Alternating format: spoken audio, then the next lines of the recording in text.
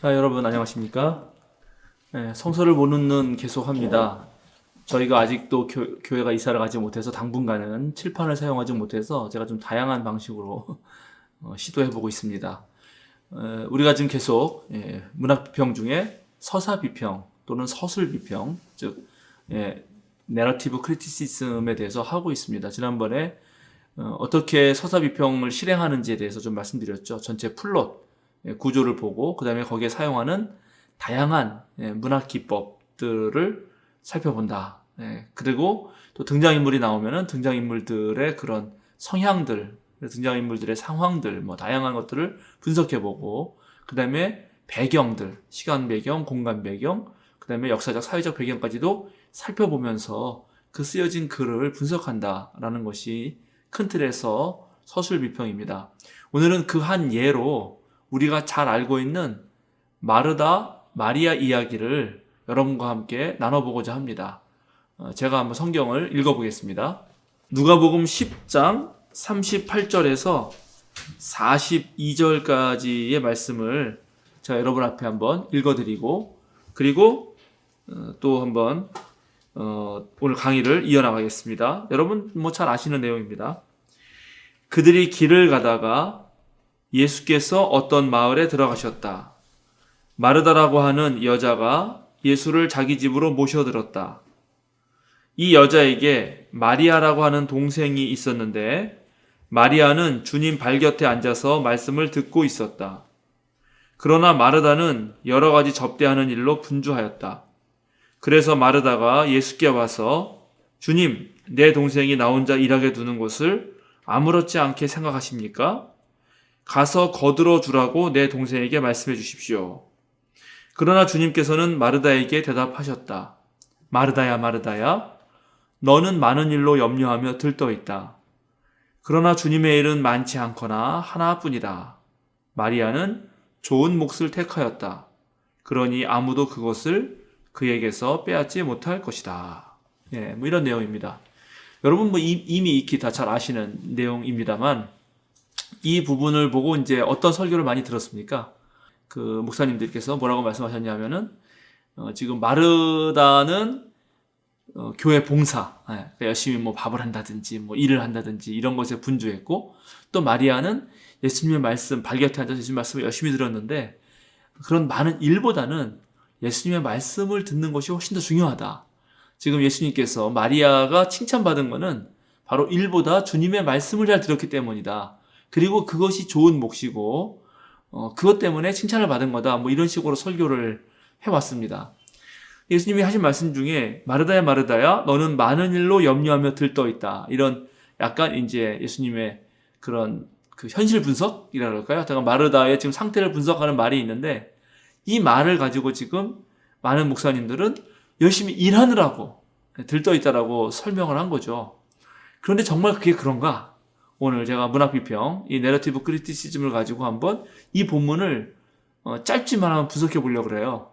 자, 첫 번째 플롯을 보면은 이제 여기 어떤 예수님과 예수님의 제자 일행이 쭉 여행을 하다가 그 다음에 마르다의 초청에 의해서 마르다의 집에 갔고 거기서 이제 예수님의 원래 하시던 일, 복음 전파죠. 뭐 그것을 하는 것인데 그것을 특별히 마리아에게 했고 그 상황에서 벌어진 일입니다. 그 전체 이야기의 그런 내용입니다. 자, 등장인물은 누구입니까? 여기서는 3명이 나옵니다. 마르다, 마리아, 예수님. 자, 그럼 등장인물 분석을 해봐야겠죠? 마르다, 이제 요한복음서와 같은 외부 지식에 의하면은 마르다와 마리아의 오빠인 나사로가 있는데 누가복음에 나오지 않습니다. 그러니까 요한복음서를 읽은 독자라면 나사로를 떠올리겠지만 만약에 누가복음서만 읽은 독자라면은 나사로는 떠올릴 수 없습니다. 다만 이 집은 지금 자매가 살고 있는 집처럼 여겨지고 또 특별히 예수님을 초청한 사람도 마르다고 또 예수님을 초청했으니까 예수님의 일행을 위해서 뭔가 대접하기 위해서 음식을 준비하는 것도 마르다입니다. 그러니까 마르다의 성격은 매우 적극적이고 주도적이고 활기차다. 그리고 지금 마르다는 무척 기쁜 마음으로 예수님을 초청하고 있다는 것을 알 수 있습니다. 반면 마리아의 성격은 뭐 그 자세히 나오진 않습니다. 다만 뭔가 주도적으로 하지는 않기 때문에 마리아는 그저 언니가 초청한 예수님이 왔을 때 예수님에게 말씀을 듣고 싶어서 예수님 발치에, 그죠? 여기 보니까는 예수님 발 곁에 앉아서 말씀을 듣는 모습으로 되게 조용하고 차분하고 이런 모습으로 그려집니다. 그 정도 알 수 있죠?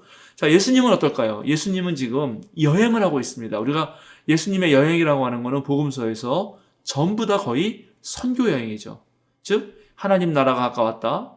회개하고 복음을 믿어라 할 때 그 복음, 즉 말씀 전하는 일, 하나님 나라를 선포하는 일로 예수님의 여행의 목적이 일관되게 기술됩니다. 그러니까 예수님은 지금 선교 여행을 하러 오신 것이고 그 와중에 마르다의 초청을 받아서 마르다의 집에 간 것입니다. 그런데 이 세 명 사이에서 어떠한 긴장과 갈등과 일이 벌어지는가 하는 거죠. 맨 처음에 마르다가 예수님을 초청했을 때는 무척 기분이 좋았습니다. 그래가지고 신나게 일을 했어요. 근데 예수님이 오셔서 말씀을 전하셨는데 그때 마리아가 거기 앉아서 그 말씀을 듣는 것을 보게 돼요. 그걸 보고 나니까 마르다 마음이 왠지 안 좋은 거예요. 그러니까는 기쁜 마음이 있었는데 이제 자기는 바빠 죽겠는데 동생이 자기를 도와주면 좋겠는데 도와주지 않고 예수님 발치에 앉아서 말씀만 듣고 있으니까 그것이 못내 서운하고 화가 나는 거죠. 동생에게도 서운하고 이제 예수님에게도 서운합니다. 왜냐하면 예수님이라면 좀 동생을 시켜서 자기 와서 일을 도우라고 할 수 있을 것 같은데 그렇게 안 하시니까. 그래서 이제 마르다가 맨 처음에 기쁘고 즐거웠던 마음에서 바뀌어가지고 예수님한테 갑니다. 그리고 예수님한테 뭐라 그러냐면 이렇게 말해요. 주님, 내 동생이 나 혼자 일하게 두는 것을 아무렇지 않게 생각하십니까? 가서 거들어 주라고 내 동생에게 말씀해 주십시오. 근데 이 말이 되게 재밌어요. 지금 주님이라고 불렀으니까 마르다는 종의 입장이죠. 누군가 주님이라고 부른다는 것은 자기가 종이라는 것입니다. 그러면 보통 주인이 종에게 명령하죠. 그런데 지금 이 마르다는 자기의 위치를 종으로 여기지만 주인에게 명령하고 있어요. 마리아한테 좀 내일 도와주라고 그렇게 말씀하라고 명령하고 있습니다. 그리고 기쁜 마음으로 주님을 모신 마음이 아니라 뭔가 불평과 불만 섞인 목소리로 예수님께 짜증을 내고 있어요. 그러니까 지금 마르다가 마음이 분주했던 것은 일 때문에 분주한 것이 아니라 마리아만 예수님의 말씀을 듣고 있는 것, 즉 마리아와 자기를 비교하고 그 속에서 오는 상대적 박탈감에 의해서 기쁜 마음이 별로 좋지 않은 마음으로 바뀌는, 즉 한 마음이 아니라 두 마음, 세 마음으로 갈라지고 있는 모습을 보여줍니다. 그러니까 예수님이 여기서 마르다야 마르다야 너는 많은 일로 염려하며 들떠 있다라고 할 때 그게 기존의 목사님들이 설교했듯이 그 밥 짓고 뭐 하는 그런 일 때문에 들떠 있는 게 아니라 그 일을 하면서도 또 마리아에게 신경 쓰고 또 마리아에게 신경 쓰면서 이제 예수님에게까지 간섭하는, 즉 마음이 자기 일하는 것에 집중하면 좋은데 그 일만 아니라 두 가지, 세 가지 일로 갈라지는, 분열되는 것 때문에 이렇게 말씀하신 것 아닌가라고 우리는 추측할 수 있습니다. 그럼 이런 저의 추측을 더 세밀하게 증거해주는 뭔가 증거물이 있으면 좋잖아요. 그래서 여기서 지난번에 말씀드린 배경 분석을 해보는 것입니다.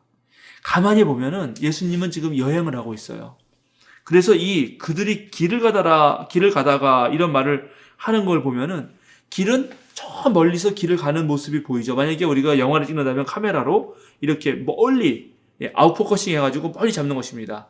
근데 길을 여행하던 사람이 점점 어느 마을로 들어오고 이제 마르다와 마리아의 집이 더 커지죠. 쭉 잡아당겨서 마리아의 집이 보입니다. 그리고 예수님이 들어오죠. 그럼 나중에는 마리아가 예수님의 발 곁에 앉아 있다라고 해가지고 그 공간적 배경이 예수님의 발로 딱 포커싱이 됩니다. 그러니까 이 공간적 배경에서 보여주고자 하는 것은 지금 예수님의 선교 목적, 즉 예수님은 충분히 말씀을 전하려고 했고 마리아는 자기 목적, 예수님이 오셨으니까 예수님의 선교 목적에 합당하도록 그 말씀을 들어야겠다는 것입니다. 그러니까 한쪽으로 공간 배경은 포커싱 되는 반면에 마르다는 맨 처음에는 오로지 주님에게 그 시선이 가 있었습니다. 주님이 모시면 내가 얼마나 좋을까? 주님에게 밥해드리고 주님을 대접하면 나는 기쁘고 신난다. 이렇게 생각했었는데 이제 그 시선이 분산되죠. 맨 처음에 마르다는 자기 일에 집중했습니다. 근데 두 번째는 그 시선이 마리아에게 가고, 그 다음에 세 번째는 이제 예수님에게 가고, 이 마르다의 시선의 입장에서 보면 점점점 분산됩니다. 그러니까 이런 공간적 배경을 살펴보면은 오늘 이야기 속에서 궁극적으로 얘기하고 싶었던 것은 마르다는 마르다의 일을 하고 마리아는 마리아의 일을 했더라면 괜찮지 않았을까 하는 것입니다. 그러니까는 마리아가 말씀을 듣고 마르다가 밥 짓는 일을 했기 때문에 밥 짓는 일보다는 말씀 듣는 일이 더 중요하다라고 말하는 나기보다는 각자 일을 열심히 하면 될 것을 왜 남의 것까지 참견하면서 심지어 주님이라고 부르면서 기뻐했던 그 마음이 오히려 짜증과 불만으로 바뀌는가를 비판하는 그런 글로 읽을 수 있지 않을까? 이렇게 생각해 보는 것입니다. 만약에요, 마르다가 마음이 주님에게 대한 기쁜 마음과 주님을 모셨을 때의 그런 아주 좋았던 마음이 유지였다면 아마 이렇게 말했을 수 있죠. 비판 섞인 어조로 예수님께 말하는 게 아니라, 주님, 제가 조금 바빠서 그런데 지금 마리아가 저희를 잠깐 돕고 그 다음에 이 일을 다 끝나고 나면 우리 함께 저도 마리아도 주님의 말씀을 들으면 어떨까요? 이렇게 말했을 수도 있죠. 그런데 오늘 마르다는 그렇게 말하지 못하고 있습니다. 그러니까 오히려 지금 마르다가 마음이 들떠있고 분주하다는 것은 자기 일뿐만 아니라 남의 일까지도 참견하고, 그것은 바로 어떤 우열감, 상대적 박탈감, 서운함, 인정욕구, 이런 것들이 섞여서 드러나는 것 아닌가라고 읽어낼 수 있겠습니다. 그래서 제가 여러분에게 하나의 그림을 보여드리려고 합니다. 그 타일랜드의 화가이신데요. 스와이 친나옹이라고 하는 사람의 예수님, 마리아, 그리고 마르다라고 하는 그림이에요. 그림 참 정말 이 타일랜드 타이 그림 같죠. 여기 이 그림에 보면은 예수님이 한가운데 있고, 또 저 뒤에는 마르다가 멀리서 음식을 만드는 모습이 있는데 아주 기쁜 얼굴로 보고 있고, 또 마리아도 그 발곁에서 예수님 말씀을 잘 듣고 있습니다. 사실은 발곁에 앉아서 저렇게 말씀을 듣는 모습은 유대교 사회에서는 남자들만 할 수 있는 것이고 남자들만 제자였습니다. 근데 오늘 마리아가 그렇게 하고 있다는 것은 한편으로는 제자도가 무엇인지를 보여주기도 하는 거예요. 그런데 이 그림을 두고 우리 정경일 선생님이라고 지금 세길문화원 원장도 하시는데, 정경일 박사께서 이렇게 해석을 해요. 고통받는 이들을 위해서 마음 챙겨서 기도하는 마리아, 즉 하나님 말씀을 들으면서 어떻게 하면 말씀을 통해서 사람들을 위로할 수 있을까를 고민하는 마리아와, 또 고통받는 이들을 위해서 마음 챙겨서 행동하는, 즉 음식을 준비하고 대접하려는 마르다는 서로 깊이 신뢰하고 사랑했다. 그러니까 여기서 서로 상대방을 우열을 나누면서 또 그런 비교 속에서 질투하는 것이 아니라 둘이 서로를 사랑했다면, 그리고 깊이 신뢰했다면 아마 예수님도 마리아와 마르다를 차별 없이 사랑할 것이고, 그러면 모두가 행복할 수 있지 않을까? 이렇게 이 본문을 다시 한번 재해석해 봅니다. 그러니까 오늘 이 본문을 가지고 우리는 그동안 일하는 사람과 말씀 읽는 사람을 차별했던 본문이 될 수도 있었는데, 그게 아니라 일도 중요하고 말씀도 중요하지만 그 각자를 존중하면서도 또 서로가 서로 협력해서 할 수 있는 일이 무엇인지를 다시 한번 연구할 수 있는 새로운 눈을 열게 된 것이죠. 문학 비평을 통해서 바로 성서를 꼼꼼히 읽다 보면은 기존의 인습적이고 일반적인 해석보다는 또 다른 눈들을 발견할 수 있다는 말씀을 드립니다. 자, 다음번에는 또 다른 말씀으로 이제 서사비평 이어서 수사비평이라고 하는, 수사비평은 훨씬 더 설득하려고 하는 그런 장치가 강하거든요. 그것을 가지고 여러분을 만나 뵙도록 하겠습니다. 여러분, 감사합니다.